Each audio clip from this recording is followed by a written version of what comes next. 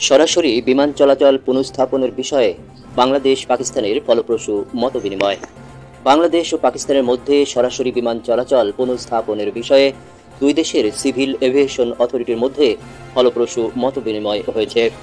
বাংলাদেশ বেসামরিক বিমান চলাচল কর্তৃপক্ষের chairman air vice marshal Mohammad Mostafa Mahmud সিদ্দিকের সঙ্গে পাকিস্তান সিভিল এভিয়েশন অথরিটির মহাপরিচালক নাদির শাফিদার সৌজন্য সাক্ষাতে এই মতবিনিময় হয়। বুধবার ৩রা সেপ্টেম্বর ঢাকার কুর্মিটোলায় বেবিচক সদর দপ্তরে এ মতবিনিময় অনুষ্ঠিত হয়। বেবিচক জানিয়েছে, সাক্ষাৎকালে বাংলাদেশ ও পাকিস্তানের মধ্যে সরাসরি বিমান চলাচল পুনঃস্থাপন বিষয়ে উভয় পক্ষই আগ্রহ প্রকাশ করেছেন।